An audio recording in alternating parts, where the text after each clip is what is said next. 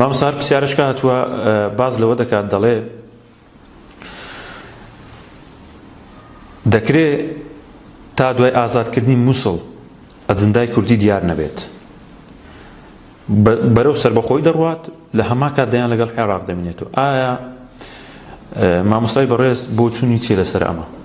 ینی ئەگەر من ڕوونتری کەمەوە پرسیارەکەت دەڵێ کورد ئێستا ناوێت هیچ ئەنگاوێک باوێ هەم بۆ سەربەخۆی هەممانەوەی لەگەڵ عێراق چاوەڕێی تاوابوونی شەڕی داعش دەکە. بەڕای بەڕێستان تا چەند ڕاستە؟ ئەگەر دوای شەڕی مووسڵ دەستێکی تەڕیان بە قوونمانە هێنا چ دەکەین ئەو کات؟ باش ئێستا ئێمە خوێنیان هەموو گەنجە هەموو خەڵکە بدەین بە کورد وڵا دوای مووسڵ دوای چێڵە دوایی دێ مووسڵ چێڵە دوایی دێ باشە بۆچی کورد دوایی نەهات بە کیمیاویش ناوچەی خۆیەتی بە خوێنی خۆی پارێزە.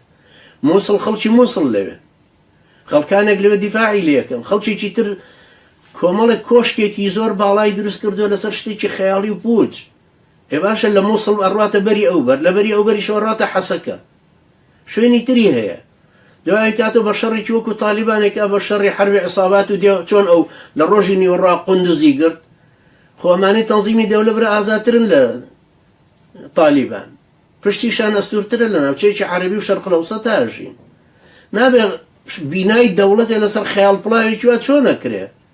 دوای ئێمە چۆن بۆمان هەیە لەسەر جمجمەی خەڵکی تر دەوڵەتی خۆمان بیناکەین؟ ئەگەر دوو دەوڵەتەکە حەقمان ئەگەر حەق و پێمان ڕەوا ئەبینن حەقە بە خوێنی خۆمان وەریەگرین. ئەمما ئەگەر کەرتەنانێکە و خەڵک بۆمان فرێدا سبەینی لێشمانە سەنێتەوە. بۆیە ئیشارەتم بە ئەریتیریا و تەیموری شەرقیش کرد. بەڵێ